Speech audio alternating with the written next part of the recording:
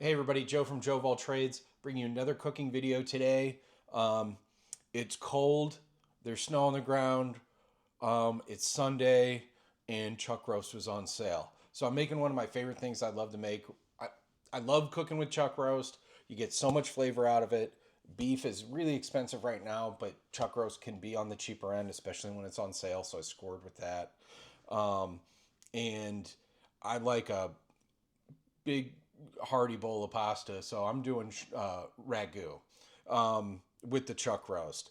A lot of the times you're going to see a short rib ragu. That's obviously going to be a little bit more expensive. Short rib is more expensive, um, but you can.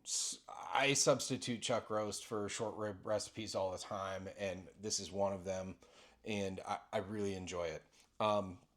Doing shout out to Sip and Feast, much bigger YouTube channel than me. This is basically his short rib ragu, which I've been making for a really long time. But I've made it with chuck roast. I'm doing it with chuck roast. So shout out to Sip and Feast. But go check out their channel if you haven't seen him. He's fantastic. And I get a lot of inspiration and stuff from him that I make in my own kitchen. So check him out. Let's jump through the mise en place right now. I will go ahead and then break all this stuff down and we'll come back and start to cook. Let me flip this around here. Okay, so what do we got? Obviously, you got a piece of chuck roast, carrot, onion, garlic, bay leaf. The herbs I have that are actually going to go into the pot are thyme and rosemary. I'm going to tie that up in a little bouquet garni. Can of tomato paste, can of good tomatoes. I use crushed tomatoes. If you want to get the whole peeled San Marzano tomatoes, that's fine. I was just lazy and I didn't want to do that. And then bottle of red. You use whatever. I picked this up. It was just cheap. It was like $9. It doesn't have to be Italian, even though we're making pasta. But that's what I picked up. We'll see how it turns out. Parmesan and reggiano cheese, and then have Parmesan rinds. Pick these up at Mustard Seed. Shout out to Mustard Seed Market. Gabe, all the neighbors. Hope you're doing well. But they have those. That's going to be a great addition in the pot. Yeah, onion, carrot, and then obviously the pasta. I have some papperdale pasta, which is perfect for this recipe, and the little parsley I'm going to sprinkle on the top. So all this stuff, I'm going to start breaking it down, and then we'll come back and start to cook. See you then. Hey everybody, we're back. So I broke all the mise en place down, and now we're going to start cooking. So what are we going to do first? We're going to take our piece of beef and get it in the pan to brown the outside. So let's go ahead and bring it on down here. Okay. So I've salted my chuck roast pretty heavily on the outside, and I got this pretty decent fat cap on it. I do like this piece of chuck roast. It's pretty well marbled all throughout, pretty even, not big hunks of fat or whatever. So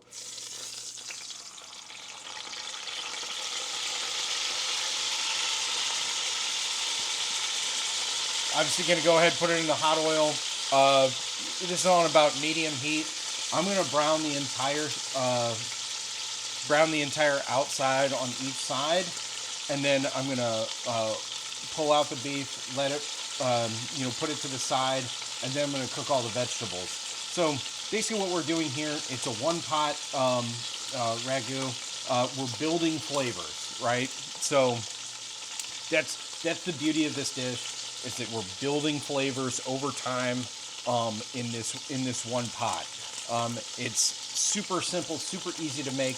The biggest investment in this recipe is your time, because once we're browning this meat off and whatever, we're going to put it in the oven. I've already preheat my oven to 300 degrees, but once everything needs to cook, I'm going to cook the veg, I'm going to add in the tomato and the wine and all that other stuff. You'll see how that happens. But once everything is back in the pot, I'm going to put it in the oven at 300 degrees, 2 hours covered, 1 hour uncovered. So, like I said, the biggest investment here is your time. So I'm going to go ahead and brown this, and then we'll come on back. Okay, and we're back. So I've browned the outside of this piece of meat. I just flipped it on all sides, made sure it got some decent color on the outside. So what we're going to do now is continue to build. I'm going to throw in my onion and my carrot. I'm going to go ahead and sweat these down. Add a little bit of salt. There should be some residual salt in the pan from the piece of beef, but just a little pinch of salt, just to help sweat these down. I didn't show you from the mise en place. I actually grated the carrot down. To be honest, I grate carrots more than I cut them, just because it's so much easier. I love carrots. I love roasted carrots, but I think this sauce is a lot better without big hunks of carrot that you might have to bite down into. I mean, everything will be soft, but I just kind of like everything being uniform, evenly sized in terms of each bite that you take. So, grated the carrot.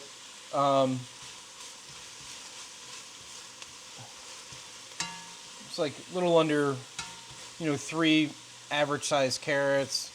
I had 3 little onions. I get these little onions, and you see how small compared to my hand.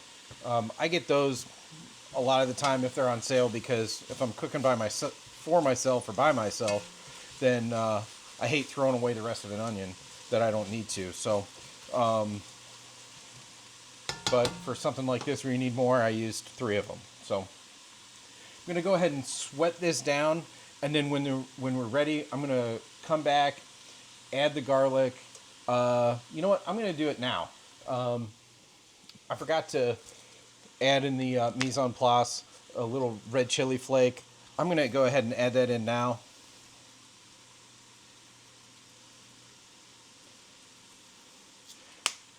This dish could use a little heat.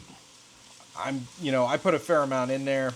You control the spice level of your dish, but I like a little heat. And said before, the red pepper flake, it's going to get woken up in this oil. It's better to throw it in with oil than it is with water-based ingredient like wine or tomato,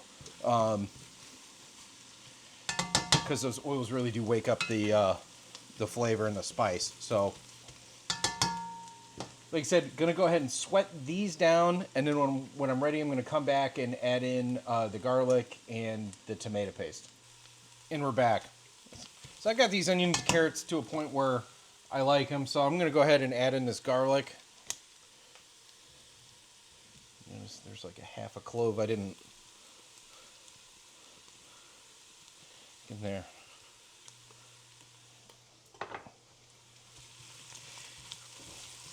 So I'm going to add in this garlic, stir it around.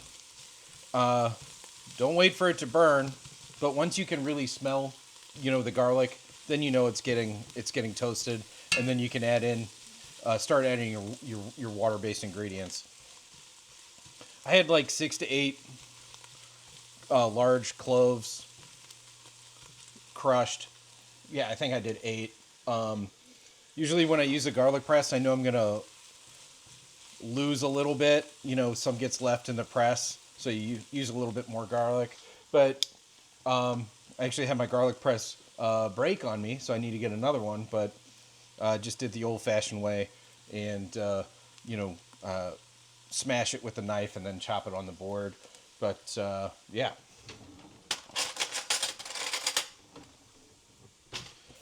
So this garlic's good. I'm going to put in my tomato paste. I don't know. I feel like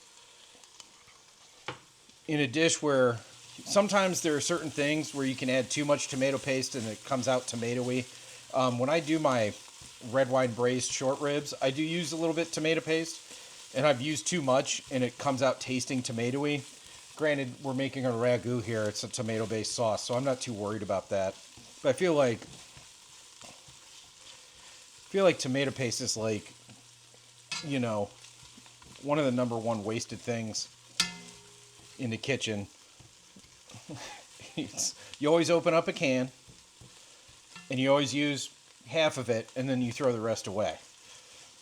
But what I'm doing here is that sometimes tomato paste can kind of have a tinny kind of, obviously canned food, it is in a can, flavor. And cooking it down like this, almost like the base of a roux, cooking down the flour, you're kind of cooking at the tinniness of the tomato paste. All right, so we're back. This tomato paste has been cooking down for like 2 or 3 minutes. So what I'm ready to move on to the next step, which is adding our wine. I got 2 cups of wine measured out here.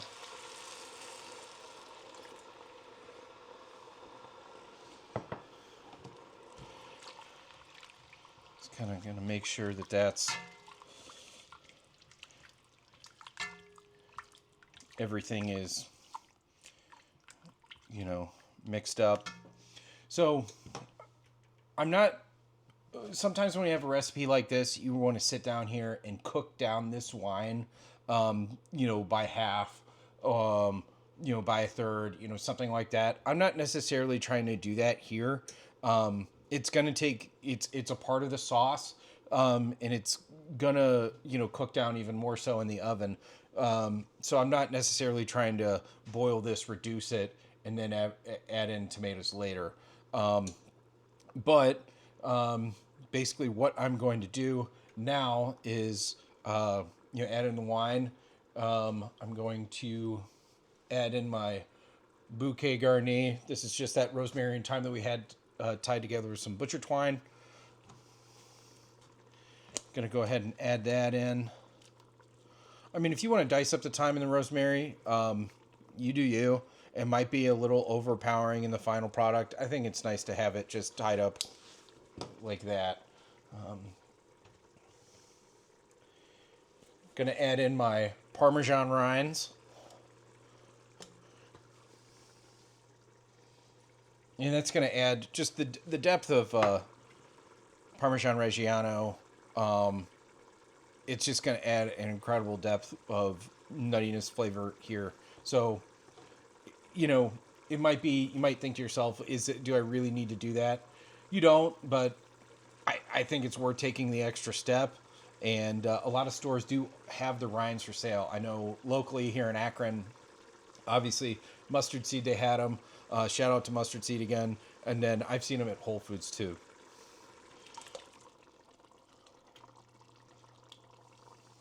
So I'm going to add in the tomato there.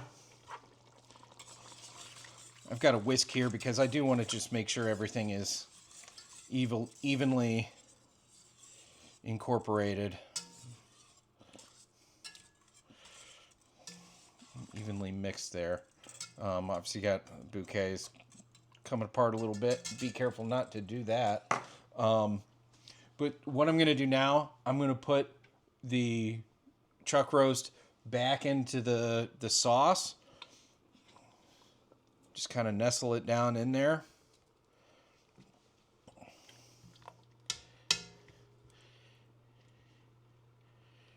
And then this is going to go in the oven. I've got the oven preheated 300 degrees, like I said, covered for 2 hours. And then I'm going to, after the second hour is concluded, I'm going to put the lid. I'll show you. So obviously I'm going to have it covered like this for the first 2 hours. The last hour, I'm going to have it just slightly uncovered like that.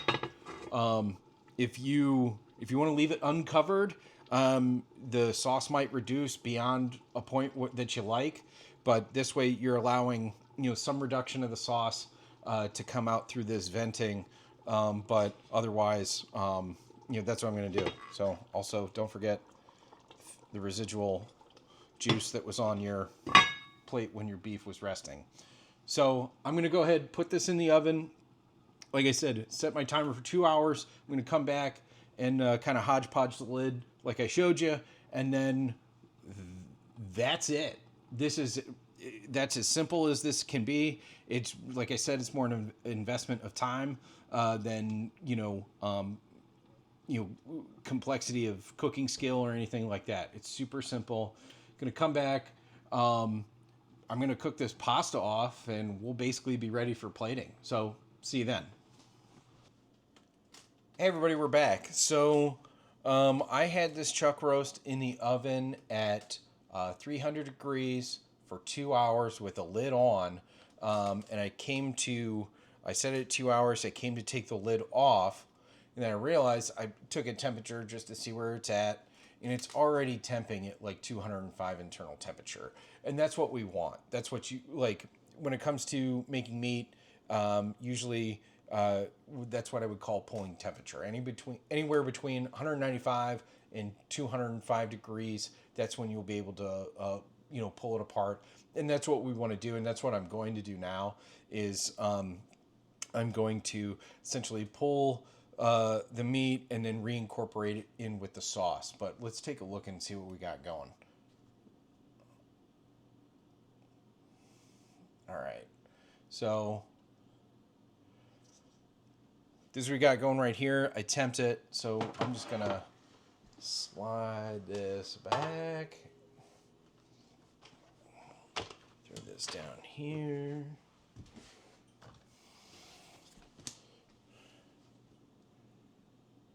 And it's feeling pretty tender, so at this point, yeah. I'm just pushing on it with the tongs, and it's falling apart.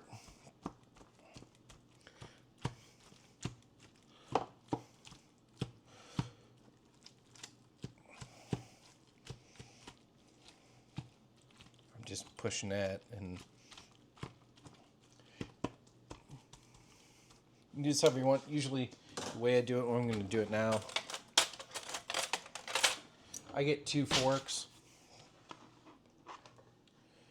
and I hope this doesn't screech on the metal tray, but usually I take 1 fork, hold it down, and then identify the strands in the meat.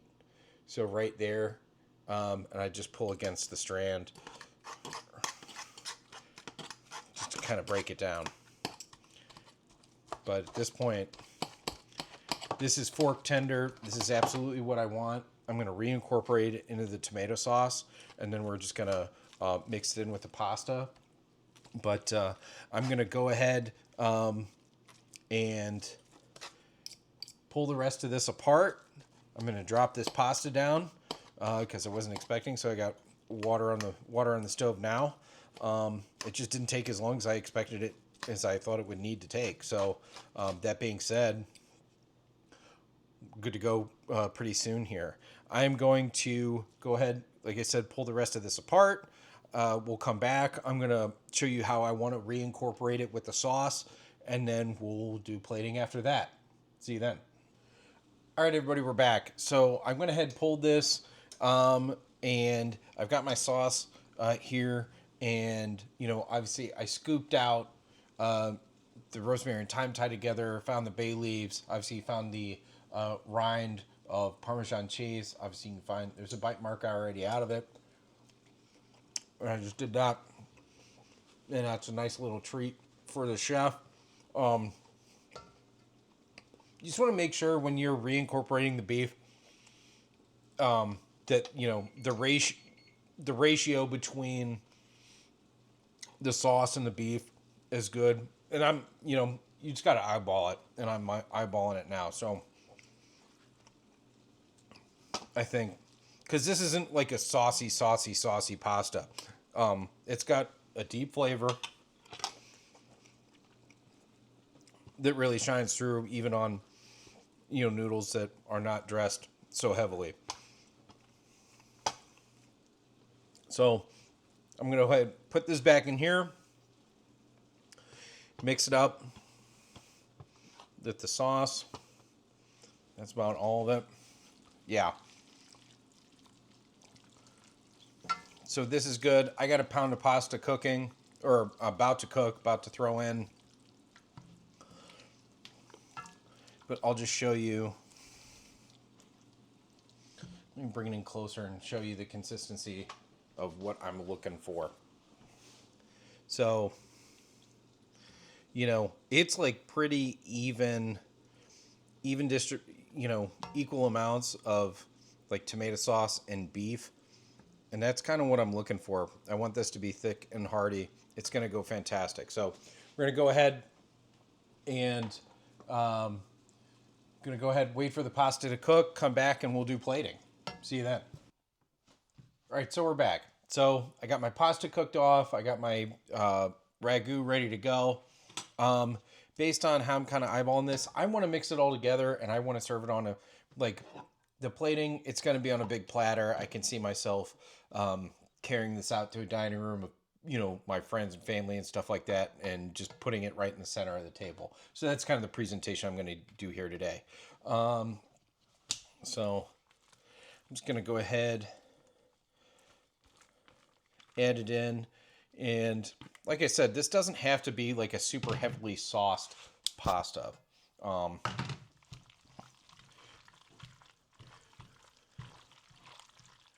Just going to go ahead and mix this all in. I doubt all of it will fit on the platter, but I don't really care.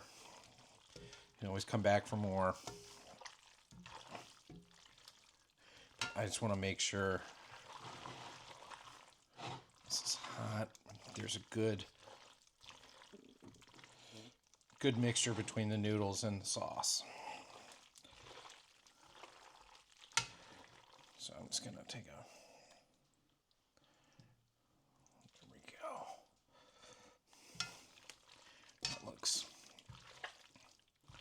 That looks pretty good. Shoot, I got a little mess up, which I'm going to have to fix.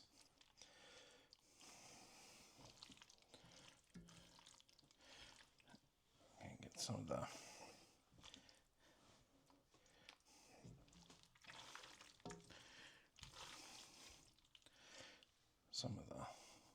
undermix, put a little meat on top. All right, so that looks great. Go ahead, clean this up.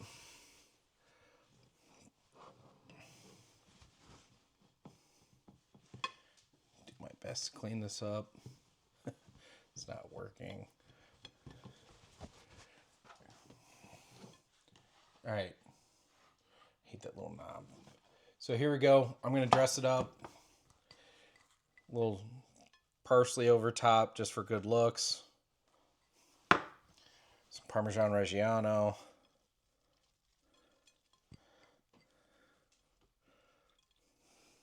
All right. That's how you're going to see it on the gram. And I'm going to go in for a bite. Well, I'm going to clean this plate up after I take a bite off of it. And then that's what's going on the gram.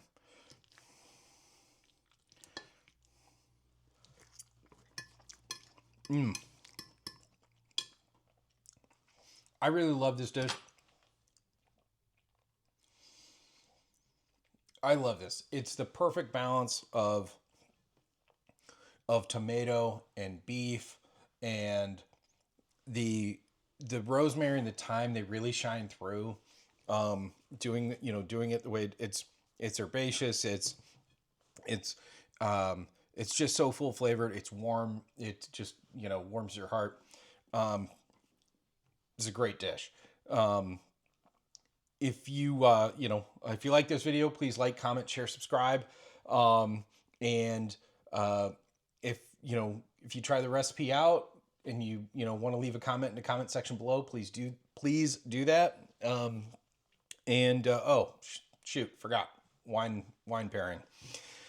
Obviously, what we cooked with would be perfect. An Italian red, Tuscany County, Barolo, whatever you want to do. Montepulciano, whatever you want to do. It'll go great with this. That's what I would recommend. And I've got a little bit left over, so I'm going to go ahead and do that. Enjoy that with this. But like I said, please like, comment, share, subscribe, and cheers.